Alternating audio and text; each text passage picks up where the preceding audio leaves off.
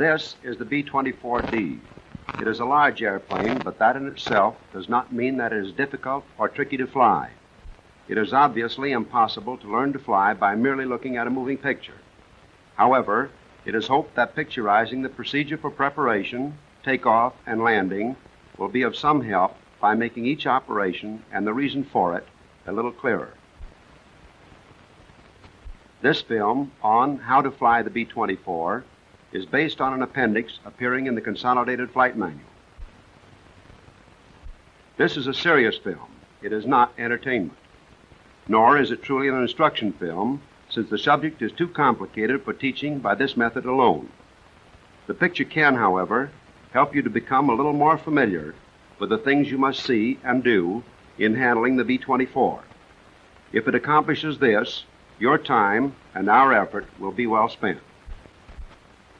The operation of any airplane, single or multi-engine, requires certain operations performed in a definite sequence. This sequence, as it applies to the B-24D, is covered by a complete and explicit pilot's checklist. This list must be followed exactly and intelligently. We will cover each step of this checklist from the time the crew first approaches the airplane until they return to the field from their flight.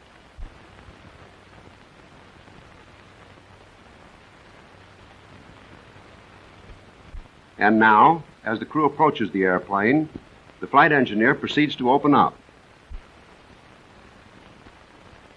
He unlocks and opens the small access door on the right side of the fuselage, and reaching in, opens the bomb doors by pulling outward on the handle of the auxiliary bomb door valve.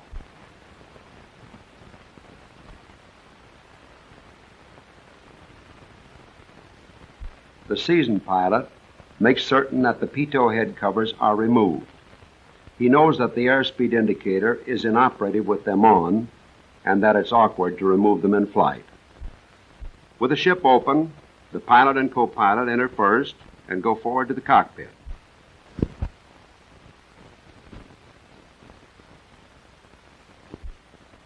The flight engineer then enters. His first act is to turn on the 4 fuel selector valves. There is a valve for each engine, which is marked to connect the engine to a correspondingly numbered fuel system, or to the cross connection, which interconnects all valve units. The valves are located overhead. 2 on the right of the center line, forward of the main spar, control flow to engines 3 and 4. The 2 valves on the left side control flow to engines 1 and 2.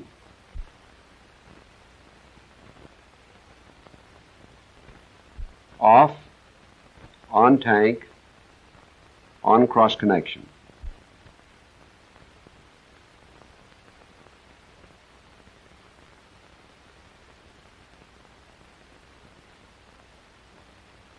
The engineer next checks the fuel load. This is done at the 2 visual gauges located on the forward face of the bomb bay bulkhead. Each gauge is connected by a 2-way valve with 2 of the 4 main fuel systems. By operating these valves, the quantity of fuel in each of the 4 systems can be determined. The inclinometer, located outboard of the gauges, must read 0 for accurate gauge reading. An off-zero reading can cause a high percent of inaccuracy in gauging the fuel available. Systems 3 and 4 are on the inboard gauge, and systems 1 and 2 on the outboard gauge. All figures read in United States gallons. Refraction through that part of the glass filled with liquid changes the angles of the diagonal lines in back of the plastic tube and simplifies reading. Each system should have a minimum of 300 gallons, giving a total for the 4 systems of 1,200 United States gallons.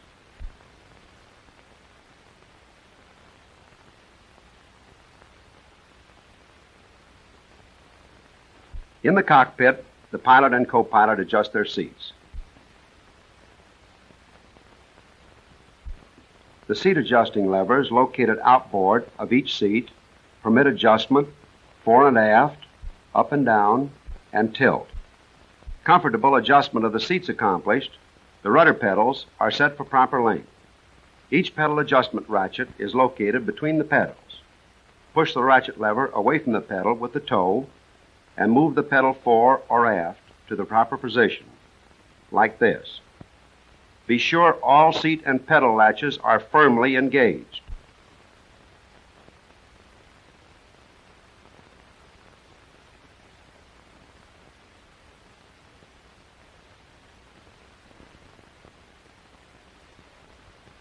Now the co-pilot removes the controls lock, which holds the locking lever up in the lock position, and stows the strap securely in the overhead.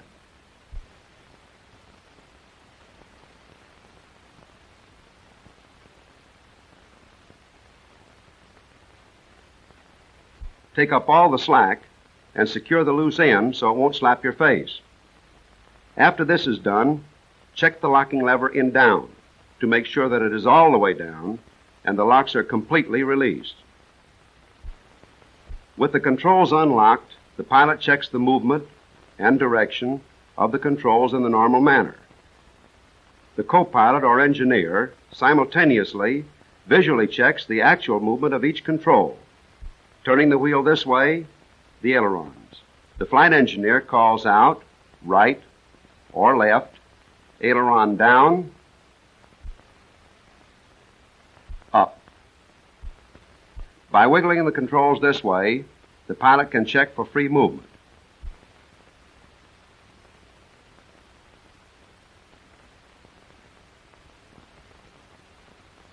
Now the elevators.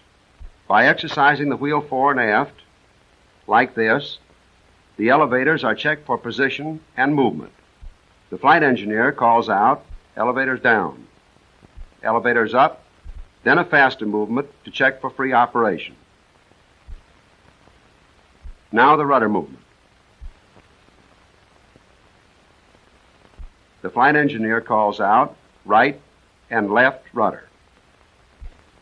Now rapid movement for a freedom check. These checks might seem superfluous, but controls have been found crossed after re-rigging.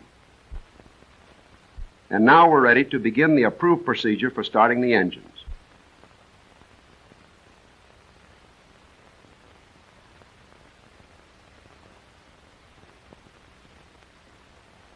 Before the engineer approaches the engines, the co-pilot must check the ignition switches off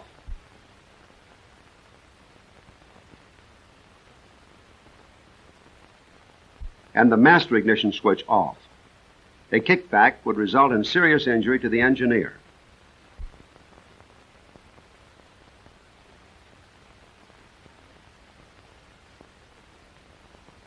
Each engine must be pulled through by hand 6 blades, 2 complete revolutions, to warn of the presence or to clear fuel accumulated in the combustion chambers, which would damage the engine.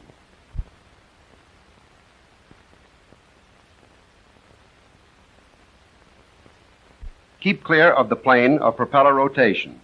Don't become careless. The ignition switch off can be just like the famous unloaded gun.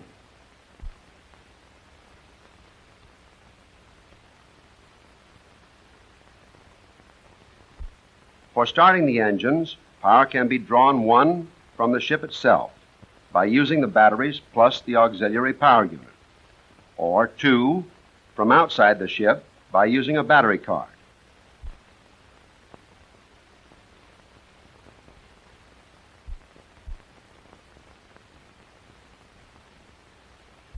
For starting either way, the generator switches located on the generator panel are turned off. If the start is made with outside power from the battery cart, the plug connection is reached through the small access door on the right-hand side of the fuselage.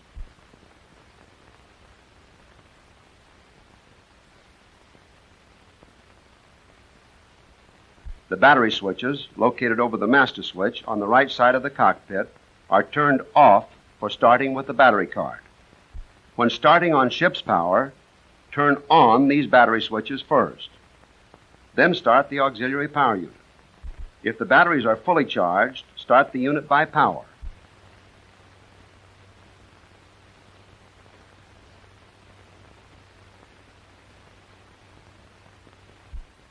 Equalizer switch on, fuel on,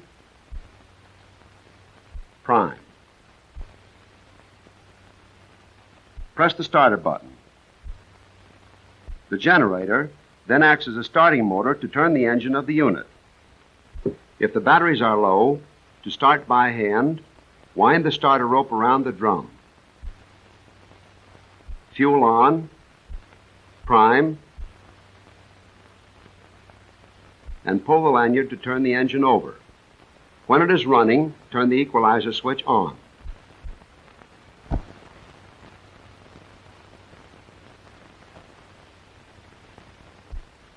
Now, turn on the 4 ignition switches. 4, 3, 2, and 1. And the master switch.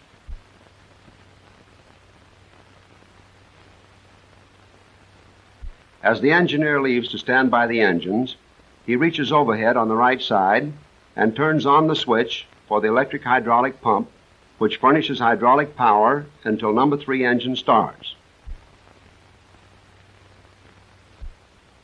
Wheel chocks, if available, are placed in front of each wheel.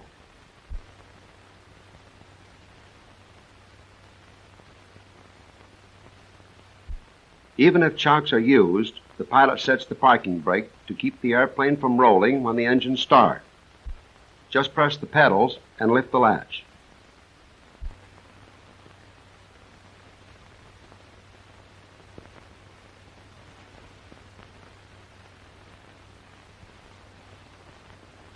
The co-pilot turns on the alternating current power switch to either number 1 or number 2 inverter, which furnishes power for the engine instruments. Automatic flight control is checked off. The slide bar control left of the pedestal is pulled aft to disengage. If the automatic flight control is on, free operation of the controls is impossible. You can see here that the pilot is really tugging to try and move the controls.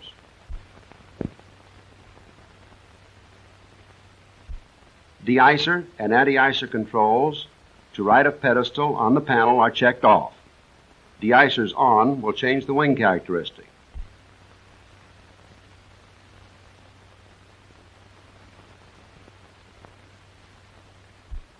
The intercooler switches, forward and center on the pedestal, are thrown to open.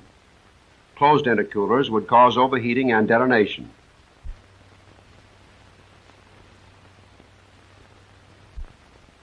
The cowl flap switches, right on the pedestal, are placed in the open position and so held until the cowl flaps are fully open.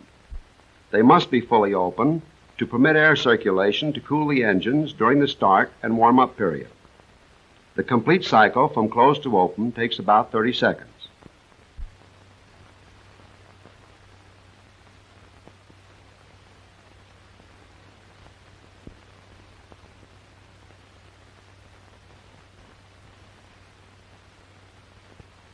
The propellers are set for high RPM.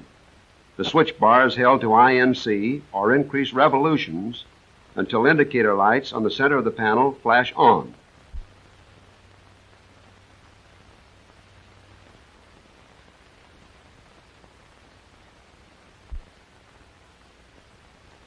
All 4 supercharger controls are set to off, which opens the engine exhaust tailgates. If engines are started with turbo controls on, the tailgate would be closed and the exhaust tailpipe would probably be blown out.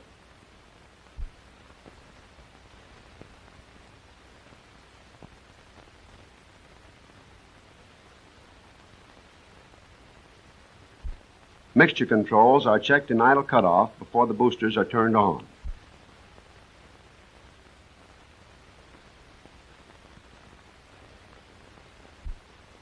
The airplane fire extinguisher valves, located outboard of the co-pilot, are checked for position so that they can be operated quickly if needed.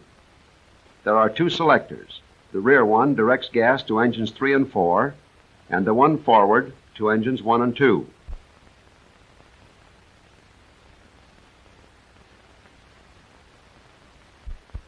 Furthermore, the flight engineer or mechanic always stands by starting engines with a large portable extinguisher.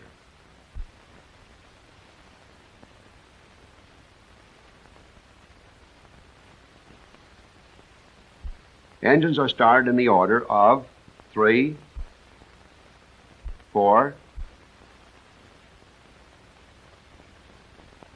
2,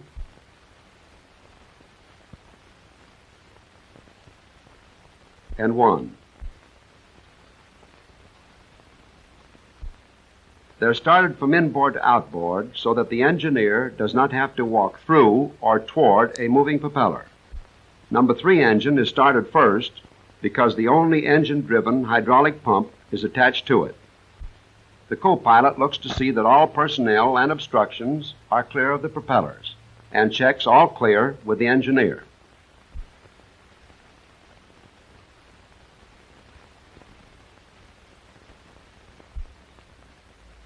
Then the fuel booster pumps are turned on. Booster pressure is required for priming and to ensure an adequate fuel pressure until the engine-driven pumps take hold.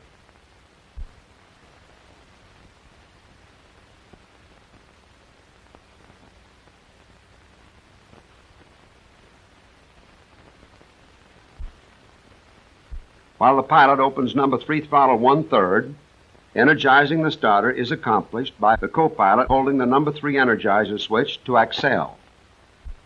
With his other hand, the co-pilot primes the number 3 engine. For better prime, the switch is pressed intermittently to inject the fuel in spurts.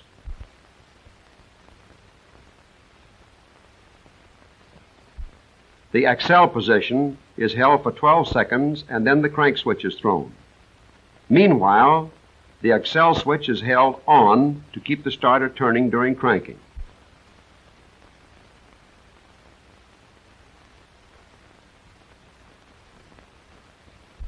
When the engine fires on the priming charge, the mixture control is thrown from idle cutoff to auto lean.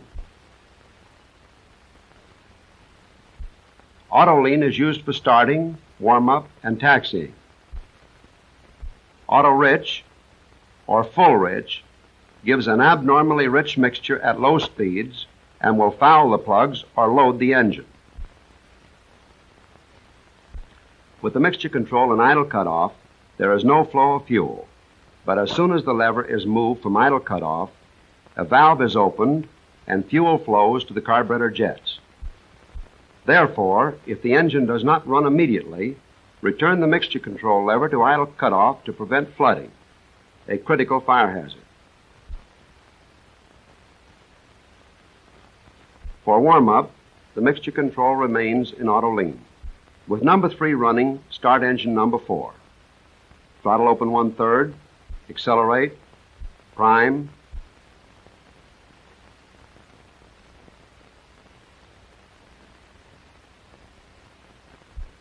crank, mixture control to auto lean.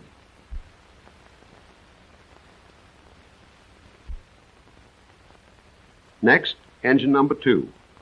Throttle open 1/3, accelerate, prime, crank, mixture control to auto lean. Engine number 1, throttle open 1/3, accelerate, prime, crank.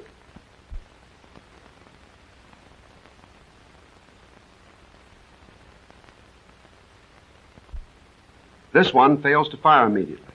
Mixture control is returned to idle cutoff. Now, with added prime, it takes hold. So back to auto lean.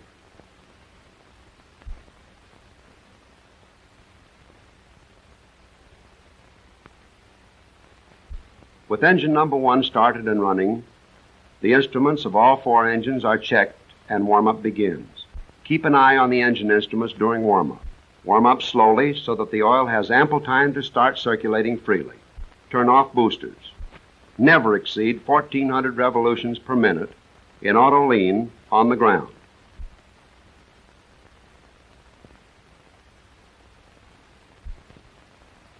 Now with the engines running at 1,000 RPM, the pilot checks all gauges. The oil pressure drops to the operating range as the temperature rises. Oil pressure 45 to 50 pounds. Fuel pressure 14 pounds. Manifold pressure 15 inches. Warm up until the oil temperature gauges indicate 40 to 60 degrees centigrade. Engines 1 and 2 on the left gauge and 3 and 4 on the right. The head temperature gauges likewise have two hands, 1 and 2 left, 3 and 4 right.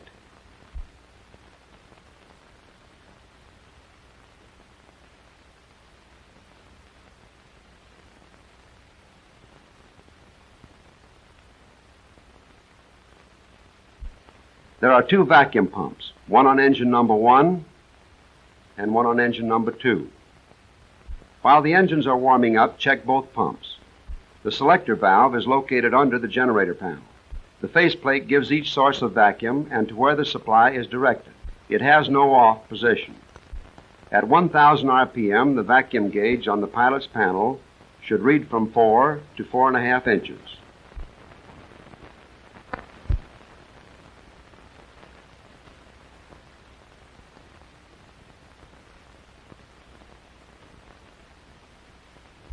Now check the brake pressure.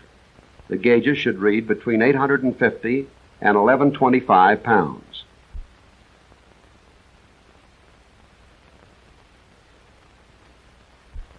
Throw the de-icer lever, located to the left of the co-pilot's control column under the switch panel, to the right, to on, and see that the de-icer boots inflate and deflate. The de-icer boots are in segments, so it's necessary to check each one. Right outboard section, the vacuum pump inflates and deflates the alternate tubes.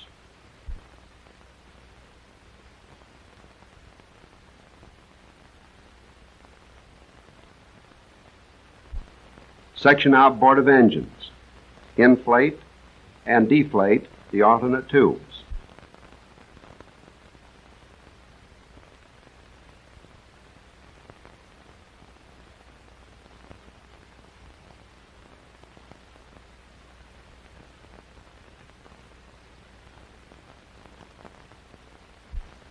Section between engines, inflate, deflate, and inflate alternate tubes. Section between engine and fuselage, and also the tail group. The pump inflates, deflates, and inflates the alternate tubes.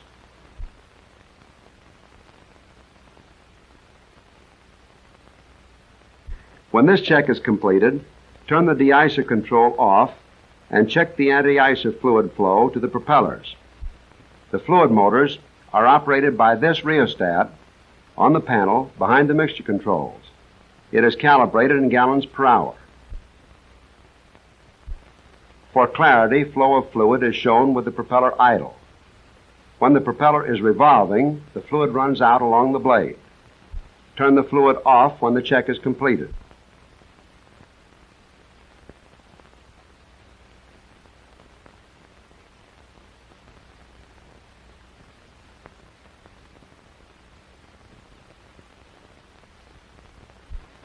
Wheel blocks are removed.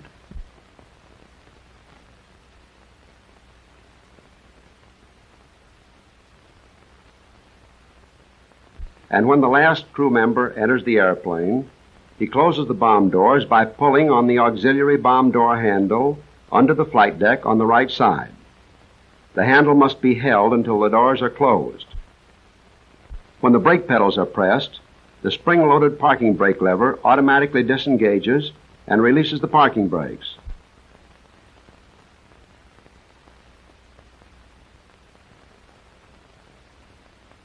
Before taxiing away from the line, the pilot again checks the propellers for high RPM by throwing the bar of the propeller switch to increase.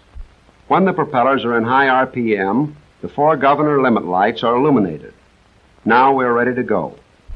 The wise pilot taxis the plane to the head of the runway for the final run-up and preparation so that he can take off immediately thereafter and avoid the fouled engines inevitably caused by long idling.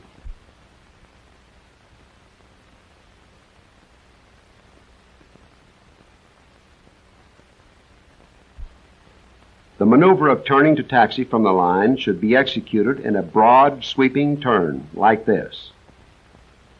with the power for the turn being furnished by the outboard engines. The brakes should be used very little, if at all, in taxiing, and then only applied gently. There is ample control with the outboard engines. You can see how easily the airplane can be maneuvered and controlled as it is being deliberately S-turned with the outboard engines. The B-24D is a large airplane, but when properly handled and kept under control by mild use of power and brakes, it can be handled as easily as a small plane. Notice how the inboard wheel is turning in a generous radius.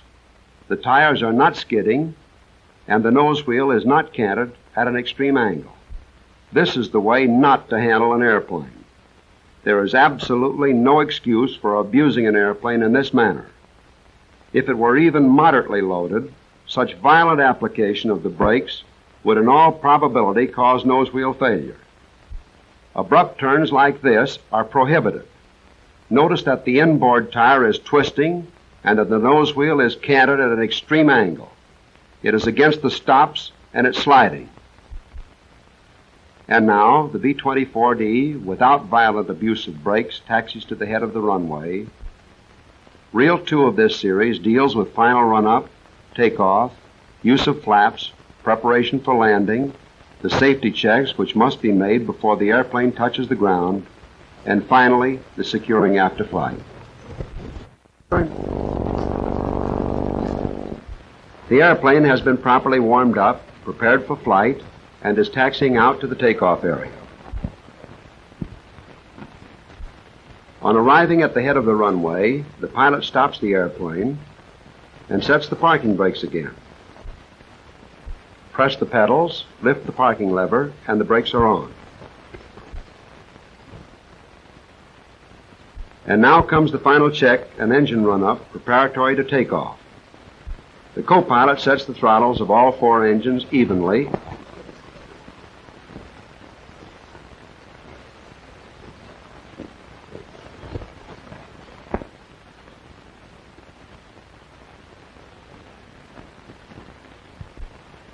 At this speed, check the propellers for full range. Check first to full low RPM, high pitch. Press the switch bar to decrease revolutions, abbreviated DEC, and hold it until the limit lights all flash on.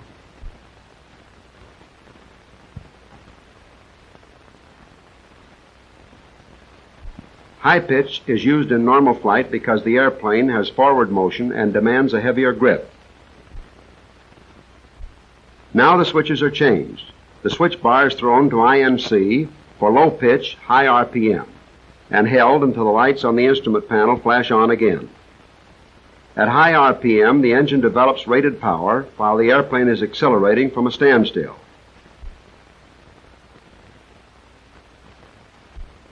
When the limit lights flash on again, the propellers are in full low pitch and the switch is released.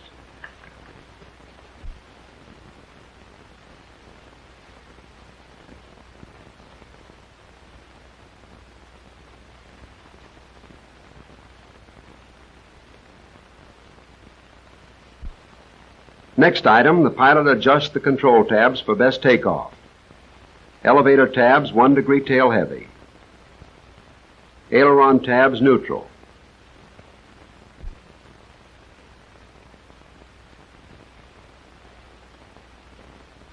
Rudder 2 degrees to 2 1/2 degrees right rudder to provide for engine torque. These settings are for normal conditions and loading. The pilot again checks the automatic flight control, or pilot, off.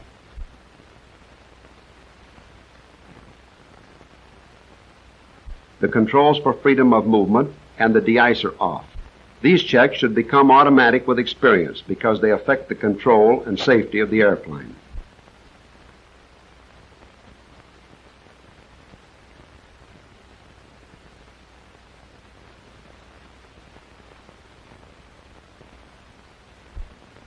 The co-pilot sets all of the mixture controls to auto-rich. Never take off in auto-lean because the mixture is too lean for high power. Engines will overheat and detonation will result. Detonating engines have been known to stop completely and suddenly. Never attempt to use intermediate mixture positions.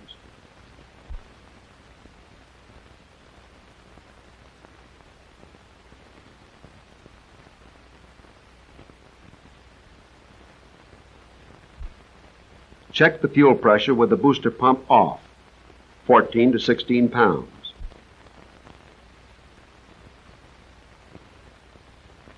And then turn on the booster pumps for takeoff. The booster switches are the top row under the panel to the left of the co-pilot's control column. Again, check the engine head temperatures before run-up. They must be between 150 degrees and 205 degrees centigrade. The red line shows maximum temperature allowed in the air, but is too high for takeoff.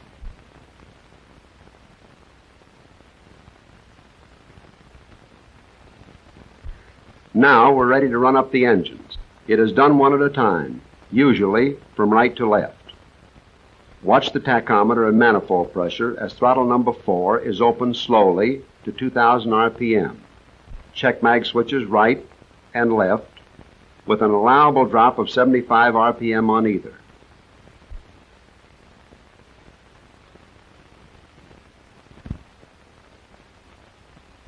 Now, open the throttle wide against the stop. Engine superchargers give about 36 to 37 inches manifold pressure at sea level. With throttle wide open, move the turbo supercharger control slowly to on. Manifold pressure increases from the engine supercharger boost to the final sea level takeoff setting of 49 inches at 2,700 RPM. The turbo supercharger provides the added 12 inches boost. Now retard the throttle slowly again to 1,000. Now on number 3, open the throttle to 2,000 RPM.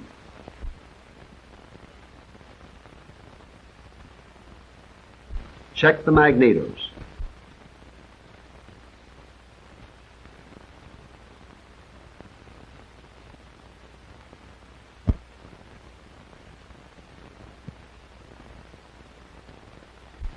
Then, before opening the throttles wider, extend the wing flaps in order to take advantage of the hydraulic pump, which is only on this engine. To stop the flaps before full up or down, the operating lever is returned manually to neutral when the flap indicator reaches the position desired. The Fowler flaps are set to 10 degrees down for best average takeoff. This setting gives maximum performance in case of engine failure. 20 degrees extended flaps is the best setting for takeoff and gives maximum lift. For normal operation, however, the 10-degree setting is recommended. Now, open number 3 throttle wide to the stop. Open turbo supercharger slowly to the stop. The control is opened slowly to permit the regulator to stabilize. Check the power instruments. They should read 49 inches at 2,700 revolutions per minute. All engine control movements should be executed slowly to avoid abrupt power changes. Here, number 3 engine is kicking up the dust at full power output.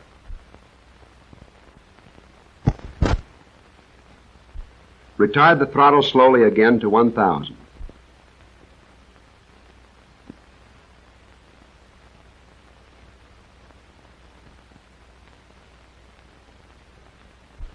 Engine 2, open throttle to 2,000 RPM.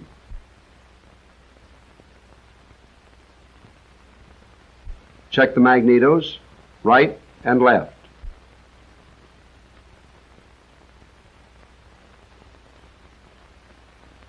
Open the throttle wide. Manifold pressure 37 inches. Open turbo supercharger slowly to the stop.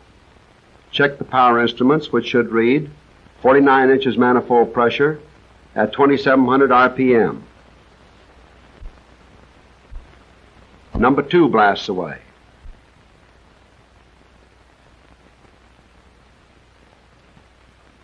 And now retard the throttle slowly to 1,000 RPM.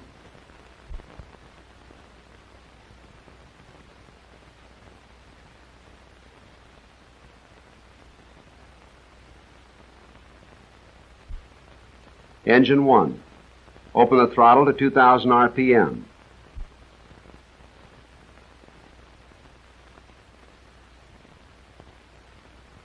Check the magnetos, right and left.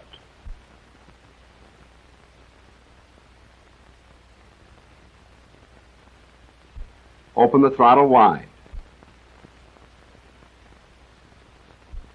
Open the turbo supercharger slowly to the stop.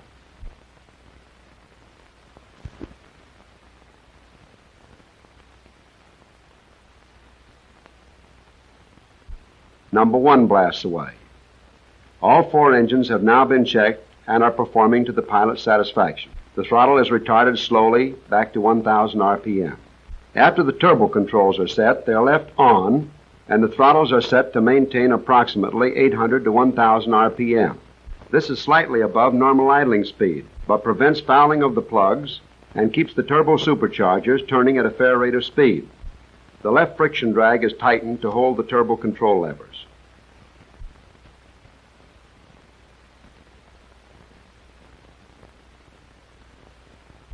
The 4 generators are now cut in at the control panel, located outboard of the fuel gauges. The 4 switches are turned on one at a time. Generators are left off until after run-up because the excessive vibration on the ground adversely affects the voltage regulators. Now we gun each engine slightly to check the charge as its generator comes on. Number 4, 50 amps. Note that the voltage rises as each generator comes in. This is normal.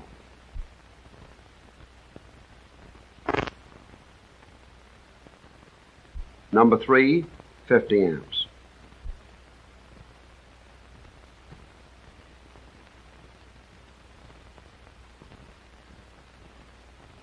Number 2, 50 amps at 28 volts.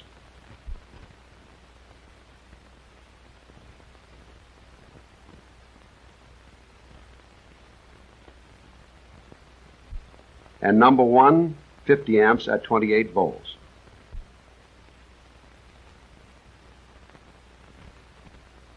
All generators are satisfactory.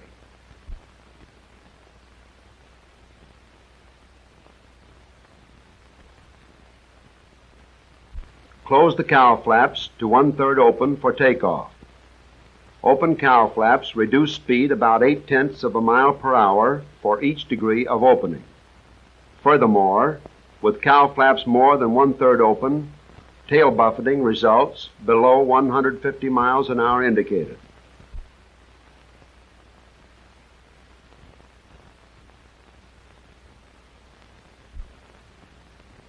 Again, move the landing gear lever to down, and on the hydraulic gauge above the pilot's control column, check kick-out pressure at 825 to 875 pounds per square inch.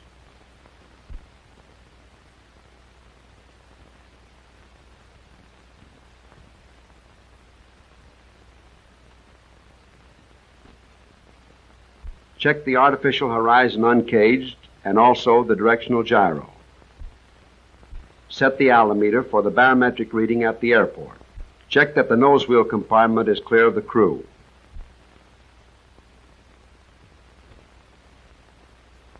Now we are set for the takeoff run.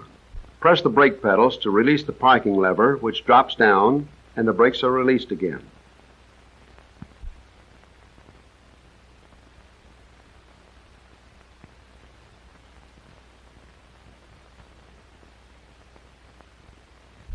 The pilot gets an OK from the tower and swings around into the wind heading down the runway.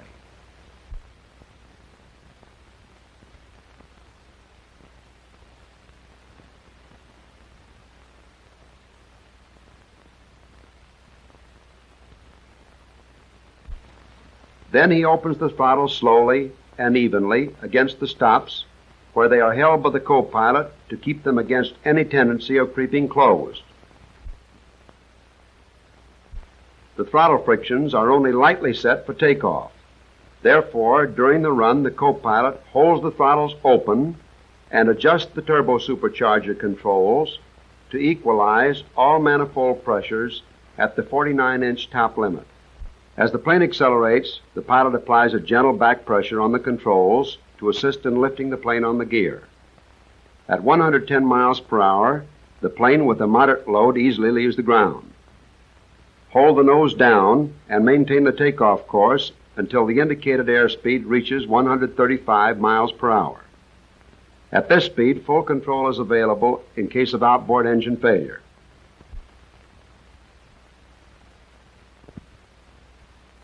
As soon as the airplane is well clear of the ground and definitely airborne, the landing gear is raised. If the landing gear fails to retract immediately, it is usually due to air in the system. To bleed it out, work the operating lever through up and down cycles until the action is normal. Usually 2 or 3 cycles are sufficient. Lever up for a moment. Down.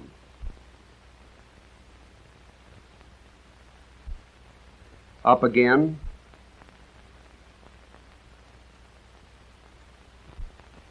Down again. And now, here it goes all the way up.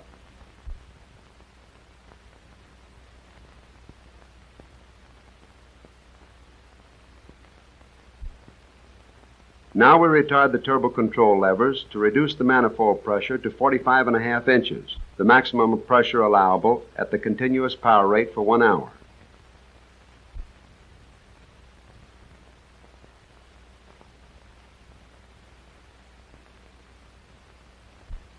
With the propeller control switches, the co-pilot reduces revolutions to 2550, while the pilot readjusts the manifold pressure as the propeller pitch increases.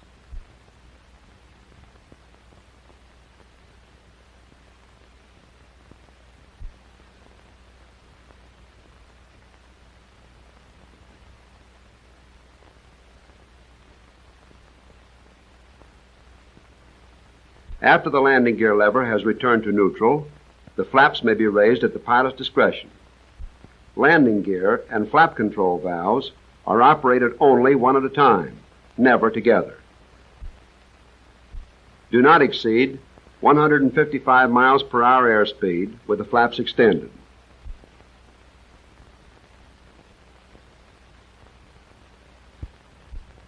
The fuel booster pumps are turned off, as their auxiliary pressure is not needed again until the fuel pressure drops 2 pounds due to altitude or until turned on again for a landing.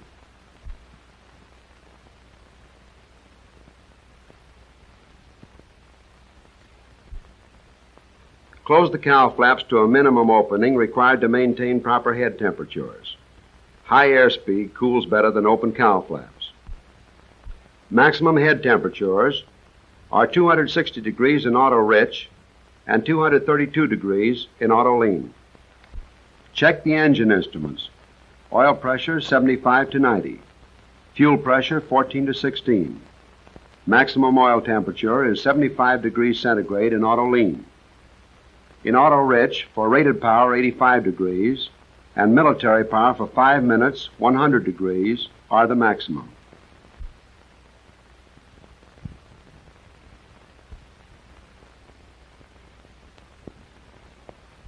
The auxiliary hydraulic electric motor is turned off if other than a purely local flight is being made. Now we're assuming that the mission has been completed and that the airplane is returning to its base. As it circles the field, before entering the pattern, the pilot reduces speed to 155 miles per hour.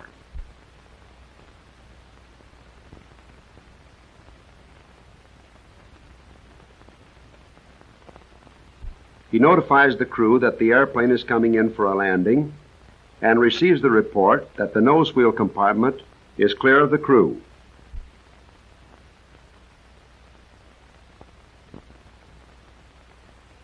The hydraulic switch is turned on, as the main hydraulic power will not be available when number 3 engine is throttled.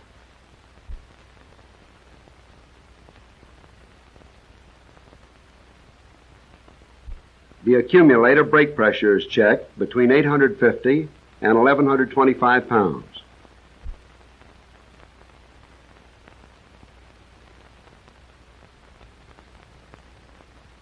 Make sure that the automatic flight control or pilot is turned off.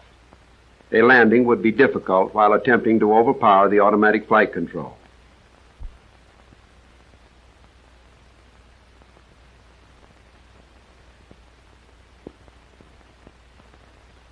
Cowl flaps are now closed to prevent rapid engine cooling in the glide, to eliminate tail buffeting as the speed is reduced, and to cut down head resistance in case the landing is refused.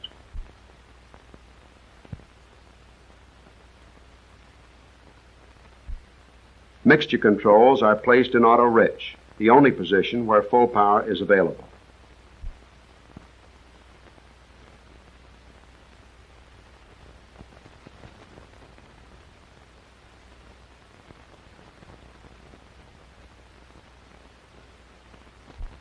Intercooler shutters are open unless the carburetor is icing, but when used, watch the head temperatures.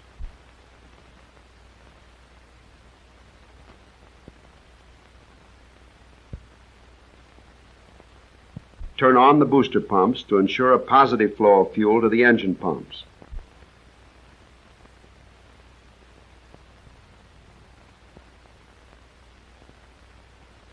The wing de-icers are turned off.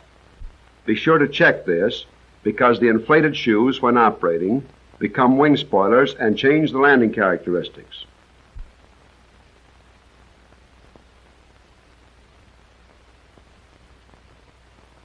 Move the landing gear lever to up to check the kick-out pressure. This should be from 1,050 to 1,100 pounds.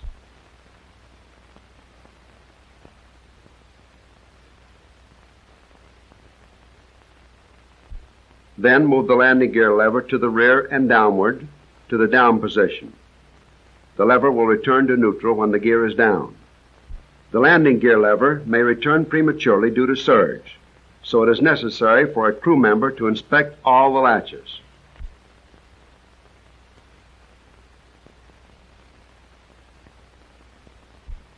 Each main landing gear latch can be seen from the rear window on each side.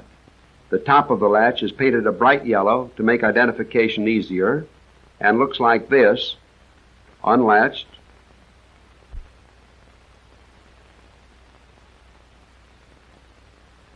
unlatched, and latched. The main landing gear latches cannot be seen with the flaps extended. Again, unlatched, latched.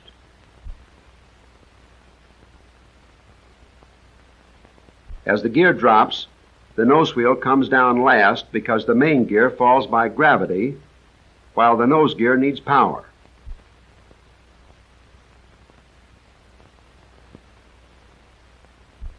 When engaged, the nose gear latch from the nose wheel compartment looks like this.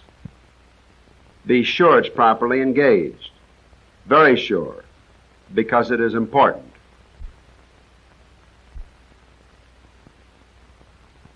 After the landing gear lever has kicked back to neutral and the gear has been checked carefully and reported back to the pilot, with speed still at 155 miles per hour, we enter the landing lane.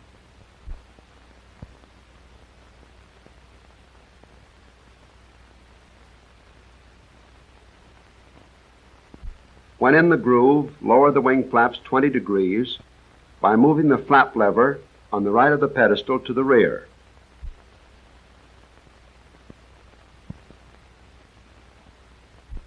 When the flap indicator reads 20 degrees, the control lever is returned manually to neutral. The half-down flap is recommended for the beginning of the approach, as the lift and drag are both increased at low speed, and the attitude of the airplane is changed for a wider range of vision during landing.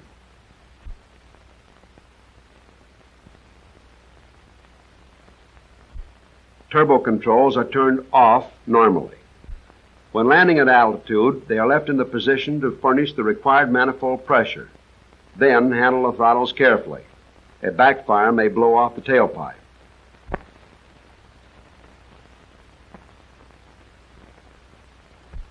As you approach the boundary of the field now, place the flap lever in the down position. When the flaps are extended fully, the lever will return to neutral automatically and the indicator will show 40 degrees. Always allow sufficient time to settle into the new attitude before the final level off or flare.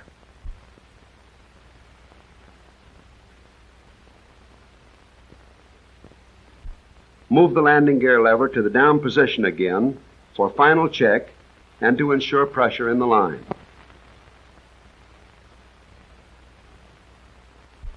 Throw the propeller control switch to increase for high revolutions per minute so that full power is available in case of a refused landing.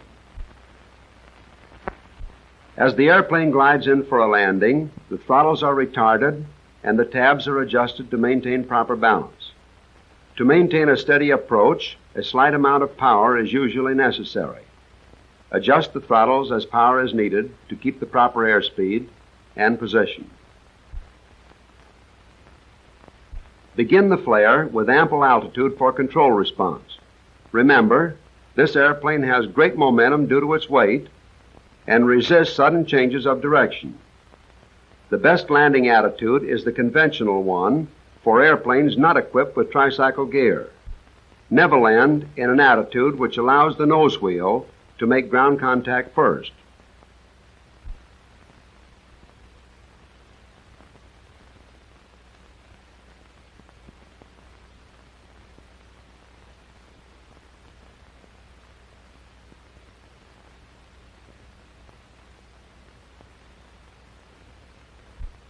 Now, as we pass the boundary and are in the landing position, the throttles are closed and held by the co-pilot to keep them from creeping open.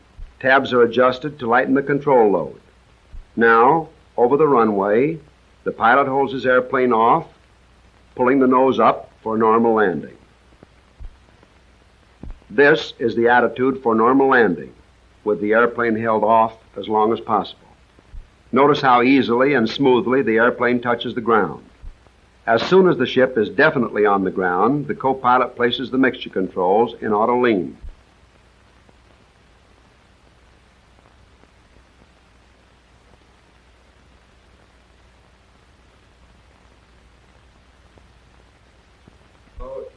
If the field is short and the brakes must be applied immediately, a three-point landing is permissible. When a three-point landing is made, it is done with the main wheels and the nose wheel touching the ground simultaneously.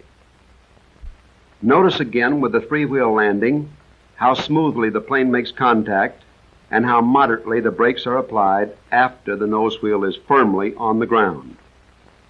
On airplanes equipped with retractable tail skids, an emergency landing may be made tail down with the tail skid hitting the ground simultaneously with the main wheels. Here he comes now for a tail skid landing to show how high the nose of the plane may be maintained.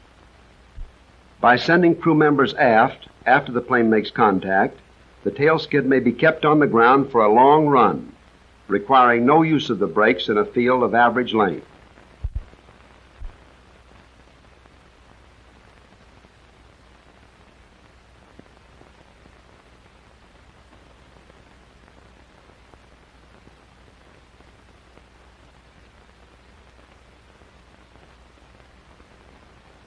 After the plane has slowed to taxiing speed, the co-pilot should open the cowl flaps immediately to prevent overheating.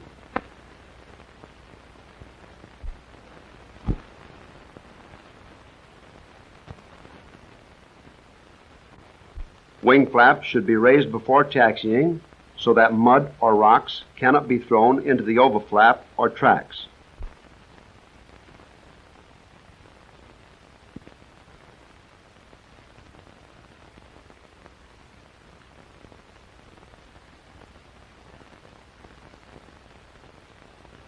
When the flaps retract fully, the lever returns to neutral. Remember, turn and taxi slowly. Use the engines to steer. Don't use too much throttle. And keep the airplane well under control. The pilot here has perfect control as he taxis off the runway and turns to the parking area. Watch the use of the outboard engines.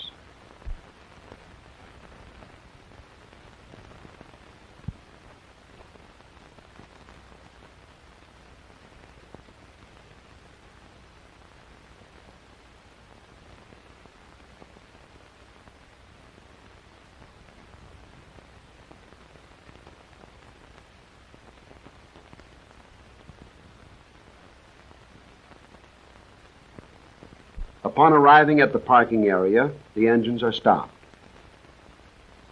To do so, place the mixture controls in idle cutoff. 4,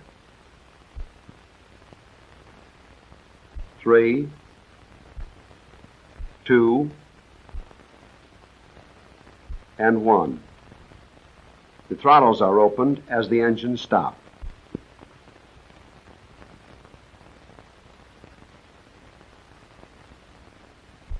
After the engines have stopped, the bomb doors are opened.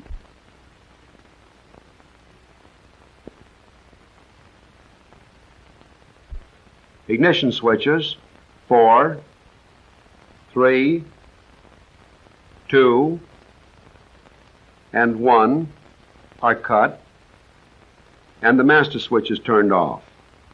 Battery switch is off. Booster switches are turned off. AC power switch off. Generator switches are turned off.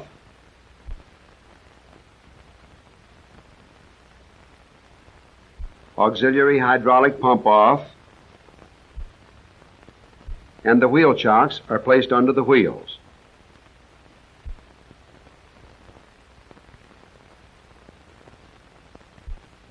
Now, center the service controls.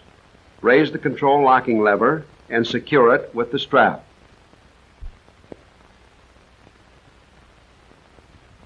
Before leaving the airplane, the landing gear lever is placed in the down position. If the brakes are set while the drums are still hot, the internal brake mechanism will be damaged. Therefore, set the parking brakes only after the drums have cooled. Press the pedals and lift the lock.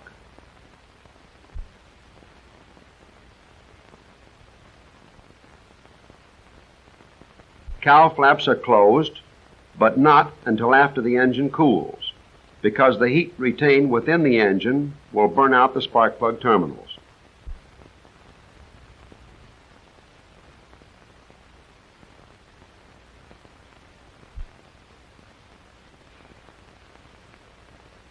The B-24D is in its element when it's in the air. As we said earlier, it is highly maneuverable and has no vicious flying characteristics. It is a good airplane and an airplane easy to control. Don't be afraid of it because of its size. Yet, at the same time, don't lose respect for it. Don't ever become careless or overconfident. But you can always remember this: the B-24D will get you there and bring you back. The rest is up to you.